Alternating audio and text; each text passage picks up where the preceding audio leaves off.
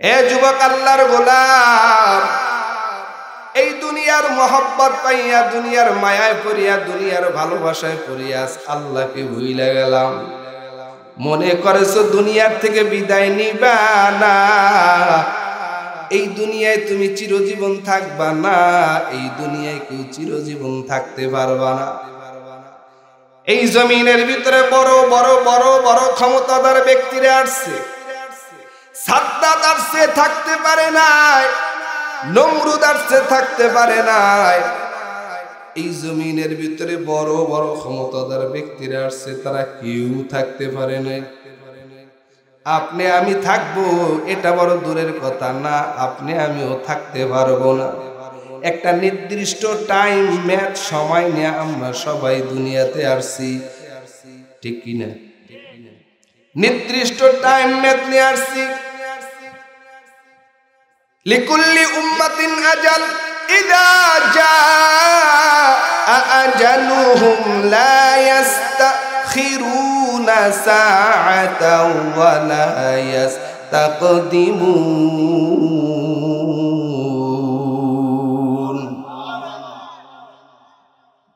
আল্লাহ রাব্বুল আলামিন বলেন নির্দিষ্ট টাইম, এক সেকেন্ড আগেও মরণ হবে না, পরেও হবে না, সময় শেষ, মালাকুল মউত আজরাইল হাজির হয়ে যাবে।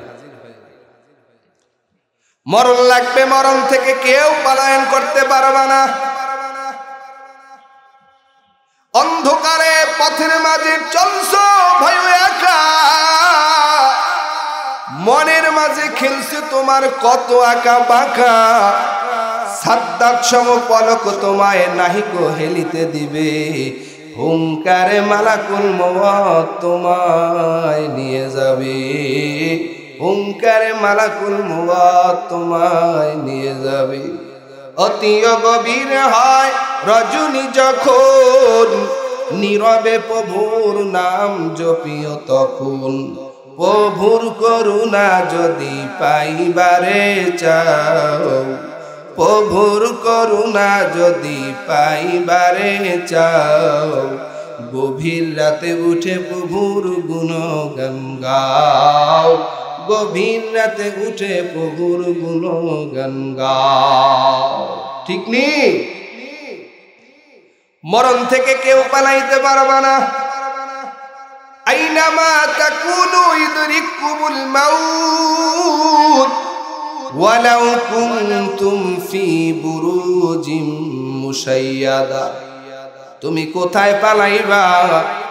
বিশাল দুর্গের ভিতরে যদি তুমি পলায়ন করো, ওই জায়গাও মৃত্যু হাজির হয়ে যাবে। তখন ঠিক নেই, কেউ পলায়ন করতে পারবা না।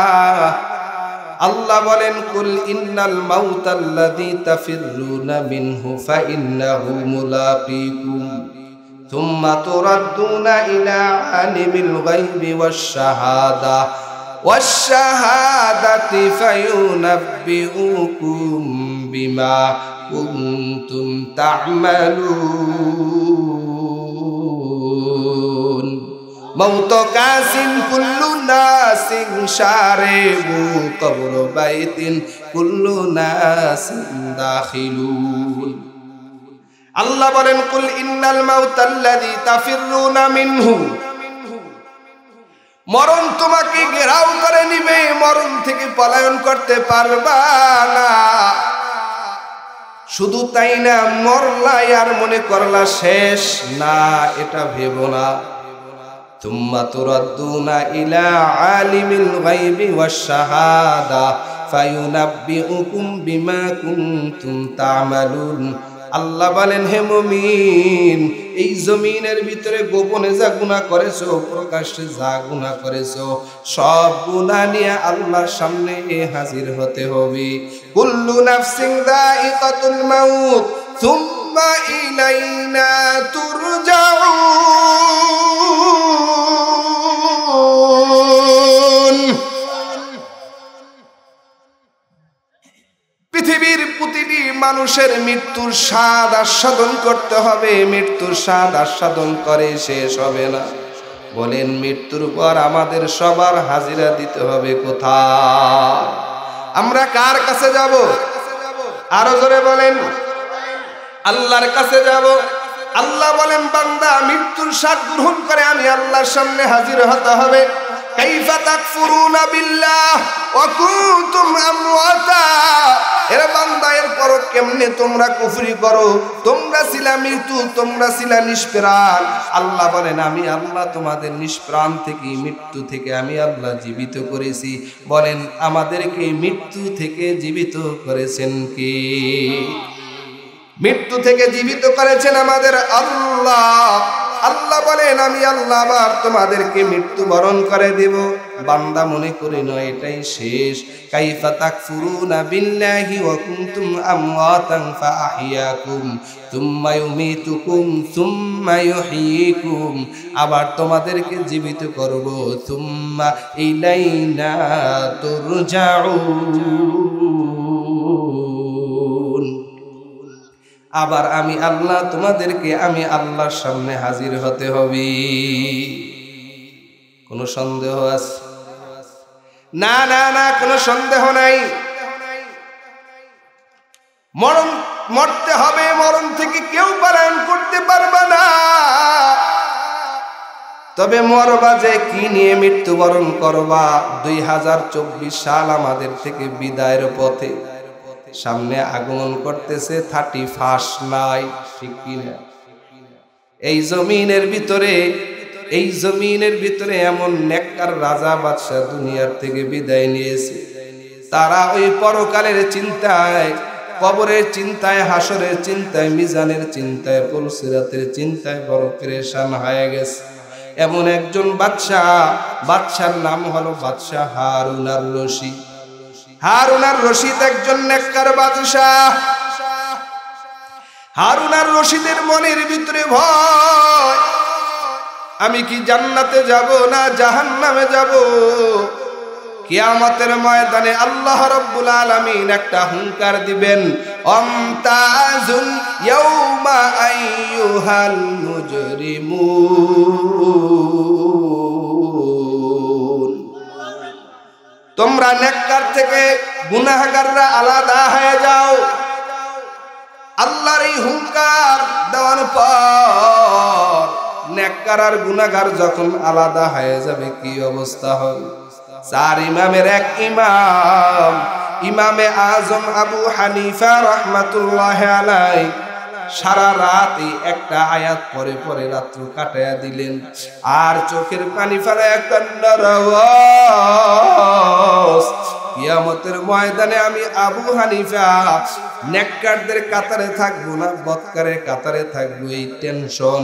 এরে বাঙালি মুসলমান, ও নারায়ণগঞ্জের মুসলমান, ও কলিজার যুবক ভাই, বৃদ্ধ বাবারা, আজ আমাদের ভিতরে সেই কিয়ামতের টেনশন নাই। কিয়ামতের যারা টেনশন করে তারা ওই পরকালের সামান সঞ্চয় করবার জন্য পাগল পারা হয়ে যায়। আল্লাহর রাসূল বলেন আর দুনিয়া মাজরাতুল আখিরা, এই দুনিয়াটা হলো আখিরাতের শস্য কামাই করার জায়গা। বাদশা হারুন আর রশিদ এমন একজন বাদশাহ, তিনি পেরেশান হয়ে গেছে কিয়ামতে কি জবাব দিব আমি। তবে তিনি আলেমদেরকে মহব্বত করতেন, উলামা ইকরামদেরকে ইজ্জত করতেন। এই দেশের অনেক রাজা বাদশাহ আছে, টিহাওয়ালা আছে, যারা আলেমদেরকে মূল্যায়ন করেন, আছে না নাই? হাফিজে কোরআনের ইজ্জত করে না, আলেমদের কদর করে না, ইমামদের কদর করে না, এমন নাফরমান মার্কা ব্যক্তি সমাজে আছে না নাই? বাদশাহ হারুন আর রশিদ একদিন উলামা ইকরামের কাফেলাকে আহ্বান করালেন, মেহমানদারি করাবেন। আলেমদেরকে একত্রিত করলেন,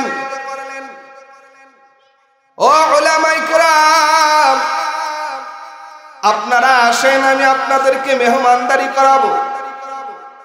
বাদশাহ হারুন আর রশিদ এমন একজন বাদশাহ, সব উলামা ইকরামদেরকে একত্রিত করলেন, তিনি উলামা ইকরামদেরকে মেহমানদারি করলেন।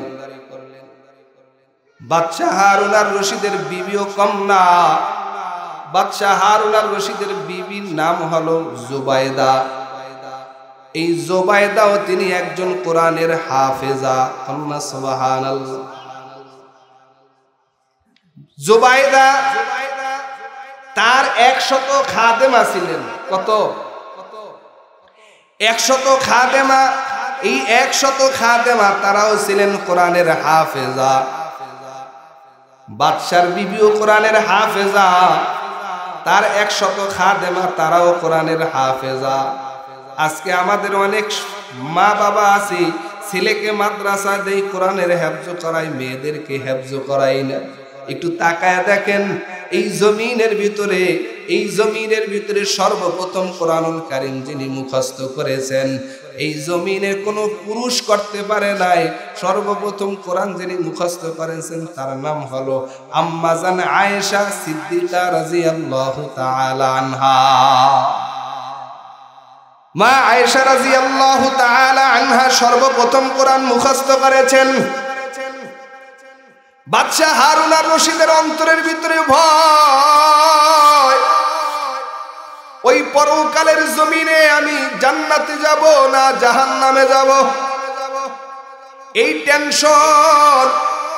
বাদশাহ হারুন আর রশিদ ওলামায়ে কেরামদেরকে মেহমানদারি করে আলেম ওলামাদের কাছে একটা প্রশ্ন করেছেন, ও ওলামায়ে কেরাম, আপনারা আমাকে বলবেন আমি জান্নাতে না জাহান্নামী? একজন নেককার বাদশা ছিলেন বাদশাহ হারুন আর রশিদ। মক্কা আর মদিনায় যাওয়ার পথে বাদশাহ হারুন আর রশিদ তার বিবির নামে একটা ড্রেন করেছেন পানির জন্য, সেটাকে বলে নহরে জুবাইদা। কি আমি দেখে বড় আশ্চর্য হয়ে গেলাম যে এই এলাকার ভিতরে জনমানবহীন অঞ্চল, এখানেও পাথর দিয়া ড্রেন করছেন পানি, জমজমের পানি মক্কার থেকে মদিনায় নিবেন। কোন সুবহানাল্লাহ। বিবির নামে একটা নহর করলেন, নহরে জুবাইদা। বাদশা হারুন আর রশিদের মনে ভয়, আমি জান্নাতে যাব না জাহান্নামে যাব। আমাদেরও একটা ফিকির, আমরা কি জান্নাতে যাব না জাহান্নামে যাব, এই টেনশন নেই, আমরা গুনাহ নিয়ে ব্যস্ত। কথা বলেন ঠিক কি না? ওয়াজ মাহফিলে লোক নাই, কিন্তু চায়ের হোস্টেলে লোকের অভাব নাই। ওয়াজ মাহফিলে লোক নাই, দেখেন কেউ বিবিরে নিয়া মোবাইল নিয়ে টেপাটিপি করতে আছে, মোবাইল দেখতে আছে, নাটক দেখতে আছে, সিনেমা দেখতে আছে। নাটক বুঝেন, অভিনয় অভিনয় অভিনয় দেখে, কিন্তু ওয়াজ মাহফিলে আসে না। কথা বলেন ঠিক কিনা? এটা কোনো ব্যক্তির জন্য না, এখানে কোরআন হাদিসের আলোচনা হয়। এই জন্য কে আলোচনা করতেছেন, আমি কোরআনের কথা শুনবো, হাদিসের কথা শুনবো, এখানে সবাই স্বতঃস্ফূর্তভাবে আগায় আসা দরকার। কোনো ব্যক্তির দিকে তাকানোর কোনো সুযোগ নাই। কথা বলেন ঠিক কিনা? কিন্তু দেখবেন কিছু যুবকরা আজকে তারিখ দিয়ে দিচ্ছেন, দাখিল মাদ্রাসা হাফিজিয়া, দাখিল ও হাফিজিয়া মাদ্রাসার উদ্যোগে 2 দিন ব্যাপী তাফসীর ও দোয়া মাহফিল হবে। পিয়া তুমি আসবা, তোমার সাথে দেখা করব, আমি তোমাকে যা দিব তা তুমি নিয়ে যাবা। এখানেও মেলার আয়োজন করছে না? আছে না মেলা? নাই? দোকানে মেলা বসছে না? এই দোকানদারে মনে করেন যে কুরকুর টুরকুর করে ঘুরতে আসে, মাইয়ারাও বোরকা গায়ে দিয়া ঘুরে, পোলায়ও মাইয়ার পিছনে মোবাইল নিয়ে ঘুরতে আসে। আপনারা কোন কথাটা হাসানা মিছা? এই জমিন ধ্বংস করে দিছে মাগার মোবাইলে, ঠিক নেই? মোবাইল আসছে, যুবকের চরিত্র বিদায়। মোবাইলের কারণে পুত্রবধূরা শ্বশুর শাশুড়ি খেদমত করে না। মোবাইলের ভিতরে সিরিয়াল দেখার সময় পায়, নাটক দেখার সময় পায়, মাগার শ্বশুর শাশুড়ির খেদমত করার সুযোগ পায় না। কথা বলেন ঠিক কিনা? বাবার মনের ভিতরে আশা সন্তান বড় ডাক্তার হবে, ওসি হবে, এসপি হবে, আইজি হবে, দেশের বড় কিছু হবে। কিন্তু দেশের তো এখন দেশ নাই। এই বাংলাদেশ ছিল এক সময় সোনার বাংলা, সোনার বাংলার মানুষ ছিল সোনার মতন। বাবাদের জবান ছিল বড় সুন্দর, মা বোনদের আখলাকও ছিল বড় সুন্দর। সোনার বাংলার মানুষের মহিলারা ছিল বড় পর্দাশীল ধার্মিক। তারা বাপের বাড়ি গেলে রাতে যাইতেন, গোসল করতে গেলে চাটাই মাথায় দিয়া তারপরে গোসল করতেন। কথা গান ঠিক কিনা? সোনার বাংলা বিদায় হয়েছে, এরপরে সবুজ বাংলা আসছে, হলুদ বাংলা আসছে, সব বিদায় নিয়ে আসলো আমাদের দেশে ডিজিটাল বাংলা। ডিজিটাল বাংলারও দিন শেষ, আসছে এখন স্মার্ট বাংলাদেশ। এক চুন্নির ঘরের চুন্নি মহিলায় ডেকে বলে, এ আমি স্মার্ট বাংলাদেশে তোমাদের হাতে হাতে আমি স্মার্ট ফোন তুইলা দিছি। যখন স্মার্ট ফোন সবার হাতে হাতে তুইলা দিল, তখন এই চুন্নি মহিলার বরকতে সকলের চরিত্র আখলাক বিদায় নিল। আস্তে করে কান ঠিক সবাই, আমি আজরে মুখ খুলে কান ঠিক কিনা? মোবাইলের কারণে সব বিদায়। মা বাবার কমন সন্তানে মানে না। 5G গেমস খেলে, কথাও বলে, আর কথা বলে গেমস খেলতেছে, মাঝে মাঝে বকাঝকাও করে। আজীব কারবার করছে কি তামাশা। মোবাইলে যুবকের চরিত্র ধ্বংস করে দিছে। হে যুবক, পায়ে হাত রেখে বলি, গুনাহ মানুষের পাঁচটা এমন ক্ষতি করে, নগদ ক্ষতি। তুমি সুন্দর হইতে চাও, তুমি অনেক ক্রিম ব্যবহার করো। ও সুন্দরী যুবতী বোন, ও আদরের বোন আমার, তোমার চেহারা সুন্দর বানাইতে চাও, জানো গুনাহ মানুষের পাঁচটি ক্ষতি করে। সুন্দর হবা কিভাবে?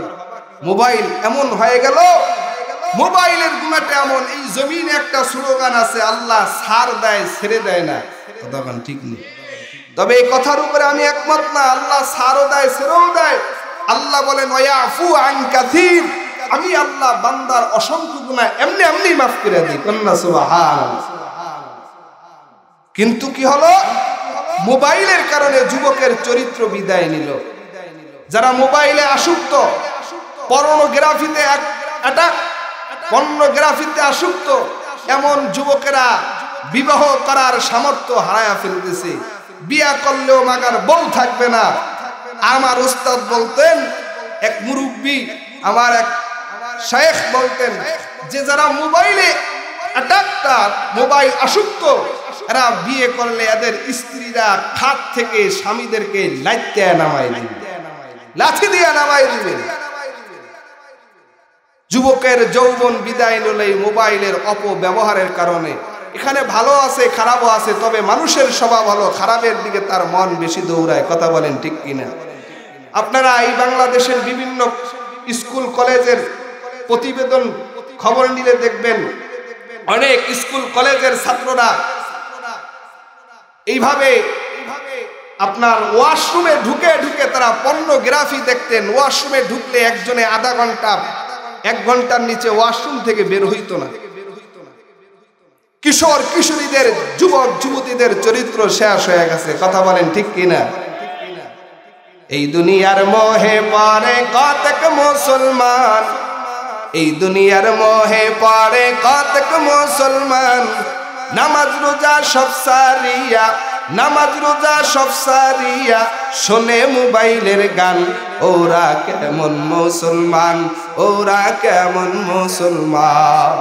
এই দুনিয়ার মোহে পড়ে কতক মুসলমান, এই দুনিয়ার মোহে পড়ে কতক মুসলমান, নামাজ রোজা সব সারিয়া শোনে টিভির গান। ওরা কেমন মুসলমান, ওরা কেমন মুসলমান।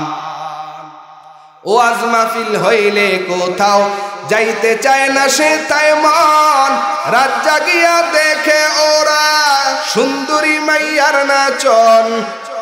কতক্ষণ ঠিক কিনা? ঠিক কইলো ঠিক, মিয়া না কইলো ঠিক। জোরে কান ঠিক কিনা? ওয়াজ মাহফিল হইলে কোথাও যাইতে চায় না সে তাই মন, রাত জাগিয়া দেখে ওরা হিন্দি সিনেমার নাচন। 2 আঙ্গুলের চিপায় আবার, 2 আঙ্গুলের চিপায় আবার বিড়ি মারে টান। ওরা কেমন মুসলমান, ওরা কেমন মুসলমান।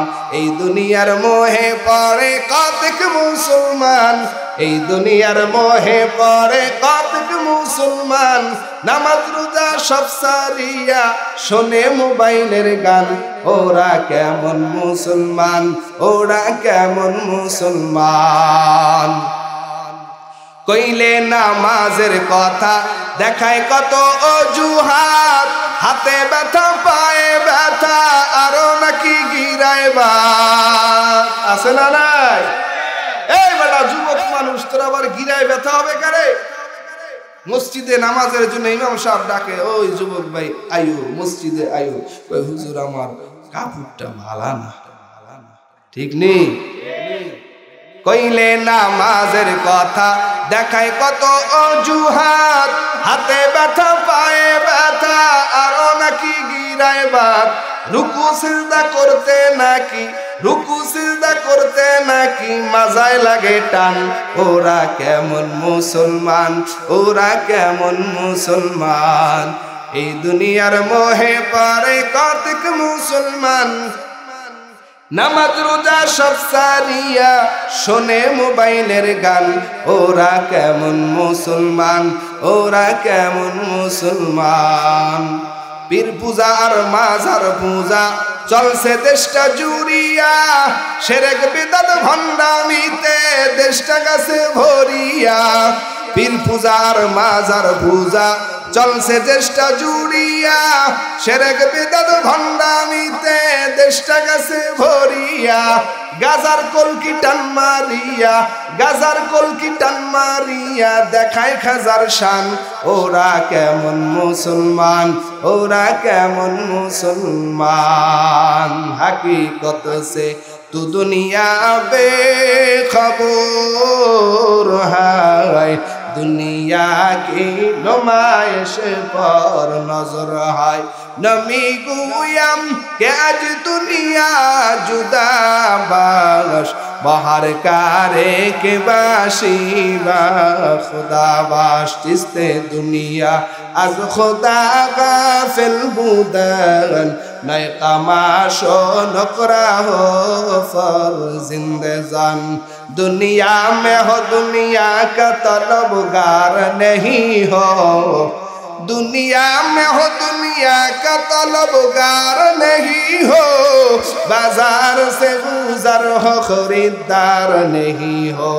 जागा जिला गाने के दुनिया में नहीं है इबरत की जहाँ तमाशा नहीं है इबरत की जहाँ तमाशा नहीं है अरे नारायणगंजेर मुसलमान ও কলিজার যুবক ভাই ও আমার বৃদ্ধ বাবারা এই 2024 সাল আমাদের থেকে আস্তে আস্তে বিদায়ের পথে আর মাত্র 2-3 দিন বাকি আছে সামনে আসতেছে 31 নাইট এটা কোনো মুসলমানের সংস্কৃতি না এটা হলো বিধর্মীদের সংস্কৃতি 31 নাইট উদযাপন কোনো মুসলমান করতে পারে না মুসলমান উদযাপন করবে হিজরি সন মুহররম মাস কিন্তু মুসলমানের বাচ্চারা মুহররম জানে না সফর মাসের খবর জানে না রবিউল আউয়াল মাস রবিউল সানি জামাদিউল আউয়াল আরবি মাস গণনা জানে না